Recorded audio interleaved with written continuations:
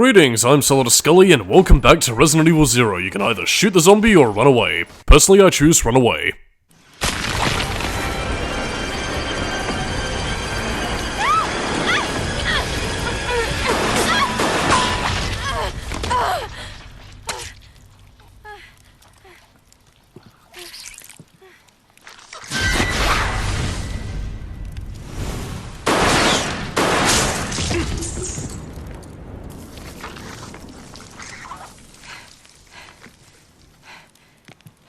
Are you okay?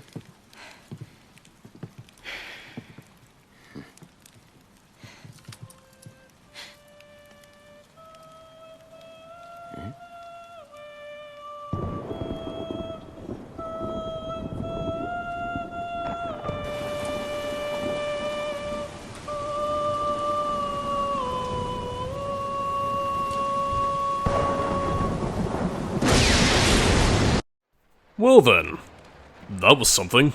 Who is that guy? What's going on? Who's controlling the train? Go and check out the first engine car. Listen, we gotta cooperate with each other from now on. You got that? Well, I don't... Clue in, girl. Or maybe you like being worm bait. All right, but you just remember, I will shoot you if you try anything funny. Fine. Now take these with you. If you find anything, give me a call, alright?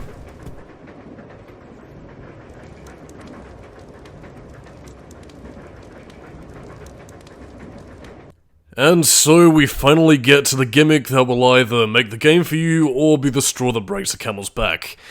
Yeah, Resident Evil 0, I'm pretty much skipping through all this so I can pretty much tell you exactly what this is telling you, but yeah.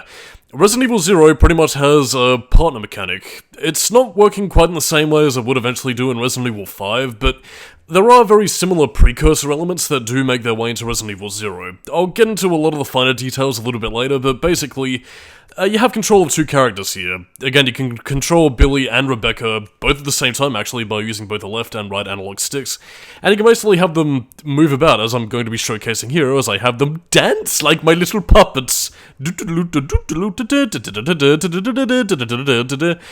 yeah, you can move them you can move them based on your own control, but they can also move independently, as, yeah, one's being controlled by an AI computer, and, well, again, they kind of handle similarly to previous AI partners, you know, like Sherry Birkin, Ada Wong, Rebecca Chambers even, from Resident Evil 1, so, yeah.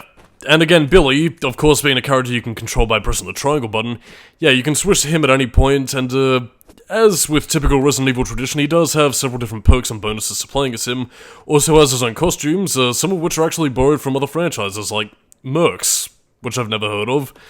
You have Cody from Street Fighter, I think, which is basically him in, like, this 1910s era prison jumpsuit, so, you know, that's a thing. And, suppose before I forget, I want to mention this about the costumes. Yeah, a lot of the downloadable costumes, I mean, you do get them if you get the Resident Evil Origins collection, which contains both 2002 Resident Evil Remake and Resident Evil 0, but if you want the additional DLC costumes, you have to get Resident Evil 0 separate. So, yeah, if you have the Origins collection and you're playing 0 via that game, you're not going to be getting a lot of the unlockable costumes. The only ones I think you really get for Rebecca is, you know, I think it's just like the leather outfit and the western outfit, whereas for Billy all you get is the Yakuza-style jacket, so... yeah, that's pretty much all I have to say on the matter for costumes. By the way, this is still a rather impressive-looking set-piece. Kinda reminds me of Final Fantasy VIII, actually, when you're sabotaging the train to Delling.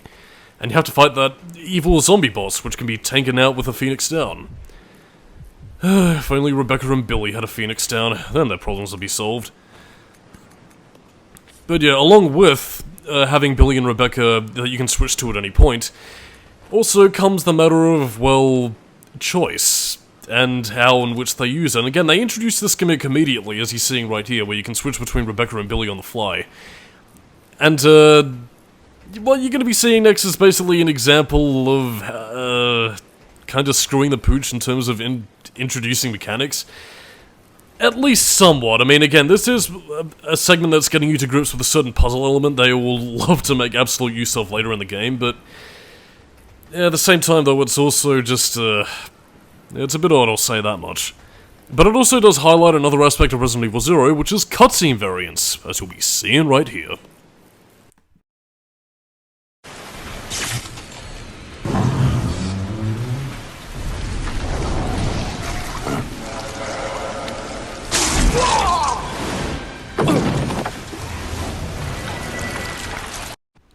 Damn that mysterious opera-singing man who probably did that. But yes, just as soon as they introduce the partner switching mechanic and want you to get used to, you know, having Billy and Rebecca team up on the fly, they split them up. And, again, I'm guessing that what they intended to do, and again, I kind of mentioned this in the previous part as well, is that Resident Evil 0, compared to any other Resident Evil game, and especially on the normal and hard difficulties, it has a more deliberate focus on the way that you're meant to play, rather than, you know, the player customizing their experience to maximize their own enjoyment. In this case, when it comes to Billy and Rebecca, Rebecca, in typical tradition, because, you know, teehee, she's a girl. Again, they basically want Rebecca to be the character that you use to solve puzzles, because she has, you know, she takes damage a lot more easier, her health bar's a lot less than Billy's, and basically they want you to use Billy to do all the fighting, while Rebecca does all the technical stuff.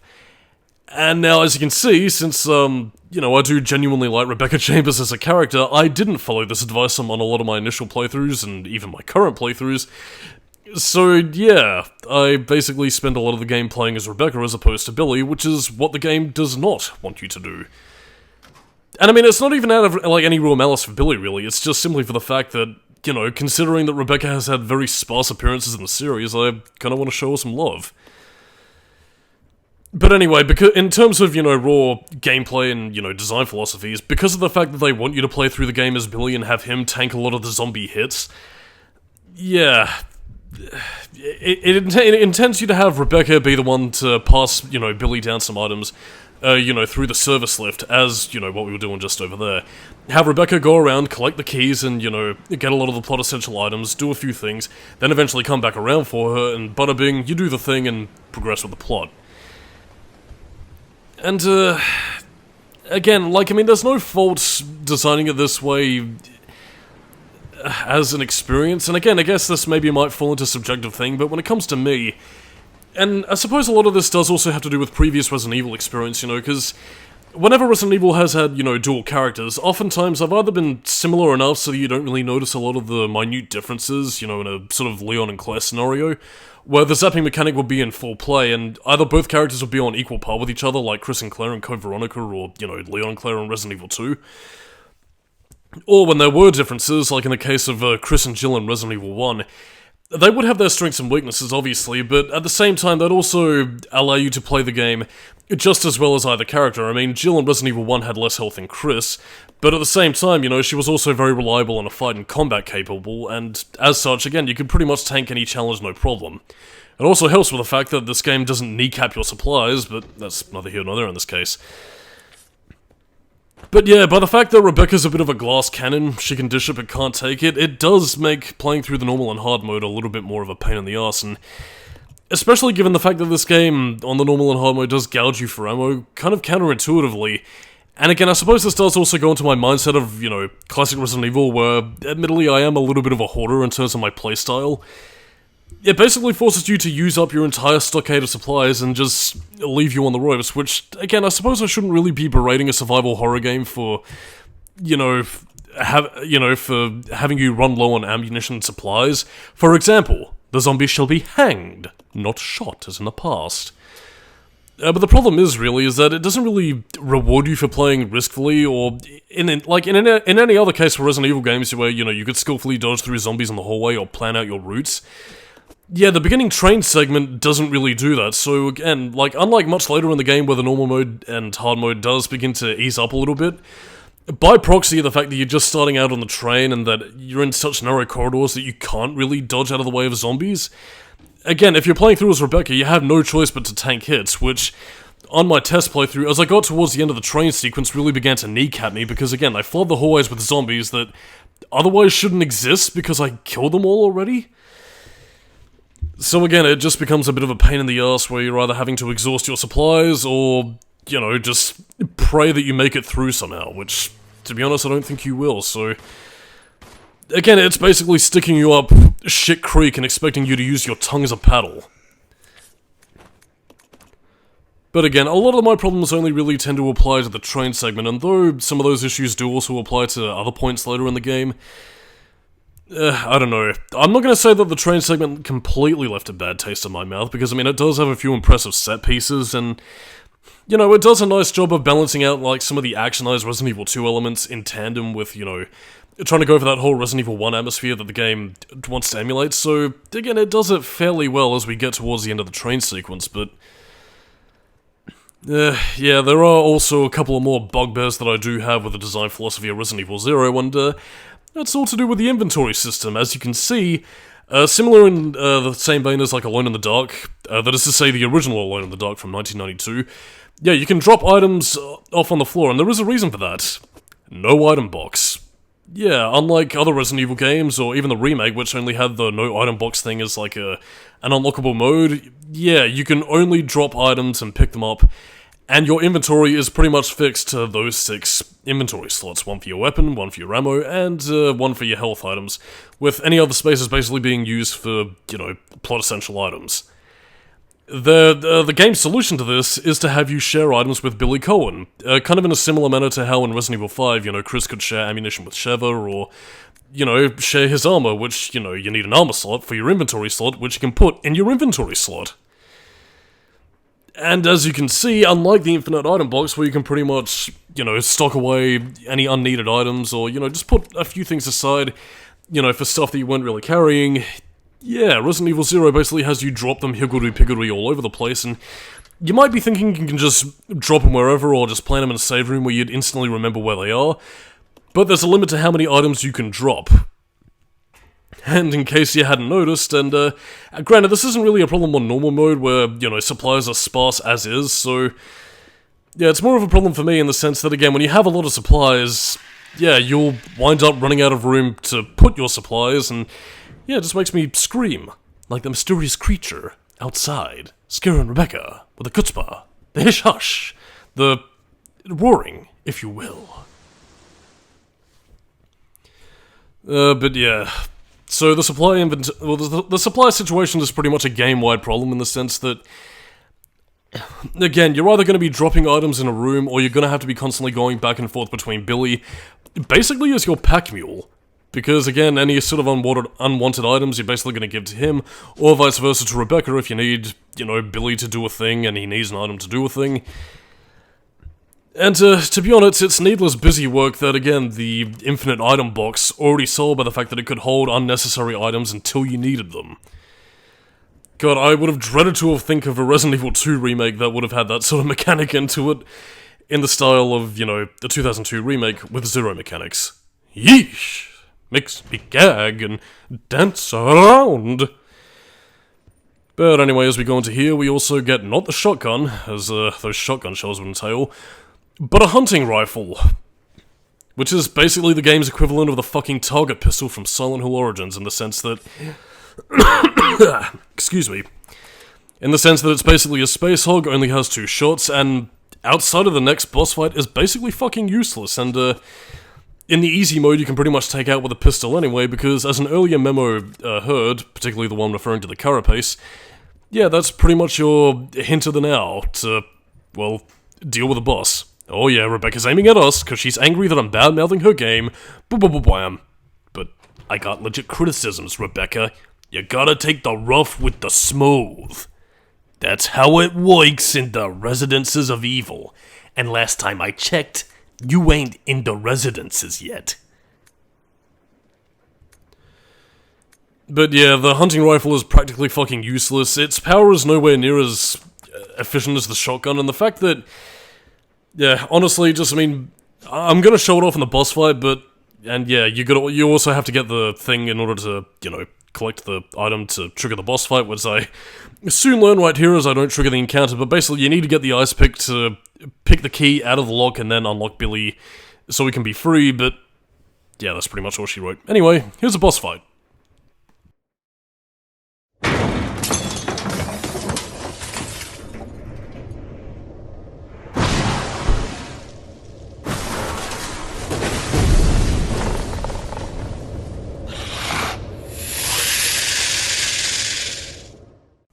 Oh my god, it's a scorpion!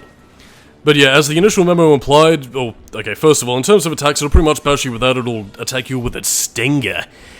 And, yeah, basically, as the memo implied, attack its head, it will try and block with its claws, so it's basically like, I guess what the Resident Evil 4 version of Phantom would have been. You know, had Resident Evil 4 with Tony Redgrave been a thing, but yeah, aim for the head, try and dodge its attacks. You do have a very limited framework to work with, but again, if you shoot its head, it will back up a little bit, but yeah, it will also kind of charge at you, so, yeah. Obviously, it does, well, take a few more hits if you're, you know, playing on the harder difficulties, but at the same time, it isn't too bad if you know what you're doing, which, again, aim for the head. Oh yeah, that's lovely, Rebecca, just have bathe in its atmospheric juices. Easy mode. The only reason why I can be wasteful with my resources. I mean, again, as I do say, like, I mean, again, I would say it is partially, like, some of the inventory problems might be partially my fault for playing on the easy difficulty, but at the same time, Rebecca's damage, intake? Output? Yeah, I think intake would be the right word to use. Again, Rebecca's damage intake was... It's astronomically low compared to what it should be, because, I mean, in Resident Evil 1, I mean, Jill was weaker than Chris, but at the same time, though, if you knew what you were doing, it was negligible enough that, you know, you didn't have to worry too much about, you know, tanking too many hits, because, again, you could easily avoid a lot of things, and even if you did have boss encounters, again, if you knew what you were doing, you could prepare for them. Resident Evil 0, on the other hand... I don't want to say it's like a worse example of Code Veronica where it gives you, you know, where you're expecting a shotgun but it gives you a handgun not as an option but as the answer. Resident Evil 0 I think is a little bit worse in that case because again it pretty much gives you some pithy items and just expects you to deal with it. And again, you can't take all your resources with you and even in this case you can't take Billy with you in some aspects for the boss fights, so yeah. You're basically struggling with an uphill battle, which I guess was partially the point. I guess to illustrate, you know, Rebecca's first day on the job, but oh dearie me, she can't handle a lot of what's going on, but... I don't know. It just doesn't make for a very comfortable experience even if you're a Resident Evil player who knows what they're doing and can adequately plan for things. I mean, it's kind of like a similar manner to where they're punishing the player for playing well, which... I don't know, it just kind of rubs me a little bit the wrong way, but... I don't know. I'm not gonna say it completely ruins the game for me, but... It is something that does make it a bit of a tedious slog, and this is something I'm also going to be cutting down on extremely throughout the commentary, because as you're seeing, yeah, I'm having to get rid of all my items just so I can get, you know, that little... plate remover thing, which I need to open up the little hatchway at the end of the train corridor so I can get to the other side so I can use the ice pick to put the frog on the log in the bottom of the sea so I can drink a six, smoke a gun, do some drugs, and set fire to the house that Jack built. And if that was a very confusing metaphor, I do apologize for that, but that is basically Resident Evil 0's item management schema in a nutshell. Again, if you don't have enough space to carry items, some of which require 2 item slots, like the fucking greedy power hogs they are, then yeah, be expecting to have a lot of backwards and forth return trips to places and do a lot of backtracking, because, yeah, it's tedious and it makes the game a little bit more monotonous than in fact it should be, really. All of which could have been solved with an item box. You see what I'm saying? And if you're thinking, you know, that you might get, like, you know, a little, what were they called again? Like the little item belts or, you know, the fanny packs or whatever that you could use to, you know, get extra item slots. You don't get that in this game. This game's solution to that is like, oh, well, you could share it with Billy, because sharing is caring, and who cares about having an item box because, oh, Billy. Oh god, haven't seen that movie in years. The Cable Guy, by the way. A Lost Skully Reviews episode, actually, that I've never posted and was copyright struck down in the prime of its youth. In honor of the fallen. Although I think I did upload the highlight reel, actually. Which was probably for the best, because, I mean, that review was a little bit more joke-focused than review, and, ooh, it shows. Season 2 era Skully Reviews was indeed the jokey time. But yeah, if you're worried that nothing exciting is really going on at the moment, yeah, this is the stuff that I'm cutting out, so, yeah, I'm gonna make the game look a little bit more expedient than it is, but for your own playthroughs of Resident Evil 0, at least if you're playing on easy mode, then, well, yeah. You might not have to do this too much, but even in that case, you're still gonna be doing a bit of this, so I'm gonna cut it out for the sake of expedience. That's, pretty much all I had to say. And of course, if you notice the severe lack of Billy Cohen action, that's because, well... Again, I don't know if it... Well, okay, partially because he's stuck in a room right now and he can't really do anything, but another reason is also that... Again, and I know I'm not the only one who do this, because a friend of mine also does this in a lot of his playthroughs of Resident Evil 0, is that oftentimes, since, you know, I like Rebecca and I enjoy playing as her, yeah, I usually tend to leave Billy stuck in a room somewhere, partially because...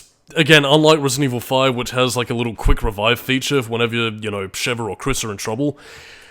Yeah, Resident Evil 0 doesn't really have that, so again, Billy can also take damage from the zombies, so again, if he dies, then you die. So again, I usually found it to be the best course of action to just sort of leave the partner character in a room somewhere until I needed them for a puzzle. Which...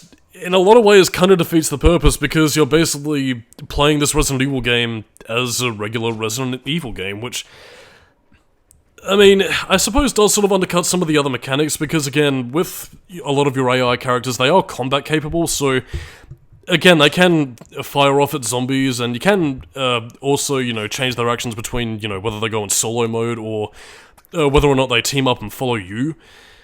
So again, they can fire at zombies, they can help you if you're getting trapped by a zombie and, you know, shoot them down as well. But at the same time, there is also a certain level of management resources that is left in the hands of an AI, which, again, as we all know with AI, especially around the year 2002, wasn't exactly very capable. Unlike today, with a ticker frickin' gerbs! Well, that's relevant, because AI is a thing now, and they're using it to replace our voices and, a source of entertainment, but hey, so long as we get the president playing games, it's all good, cause I'm internet dweller. Durr. Oopsie doodles, a lot of that came out a little bit more cynical. Honk honk. But yeah, in terms of Resident Evil 0's AI mechanics, they're very basic, honestly not even any more advanced than what you would have seen in previous games, like from Resident Evil 2 really, so...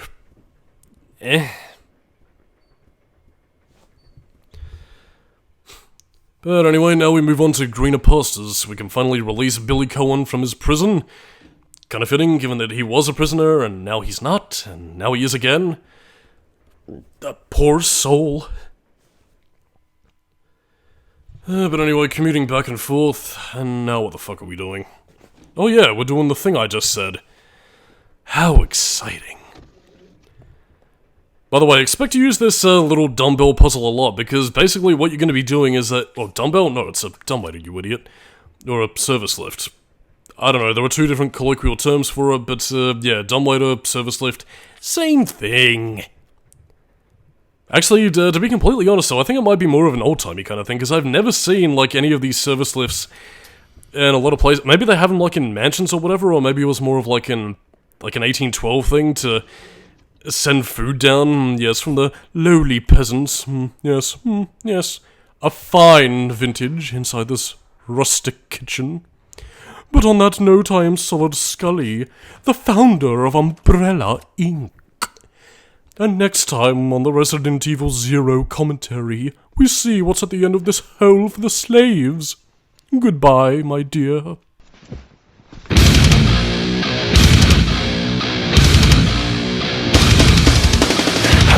For the final letter came here for the one derivative humanity is the one I abhor. I need a minute to eliminate forever what the everyday bullshit that I did you out on. You're a buzzer.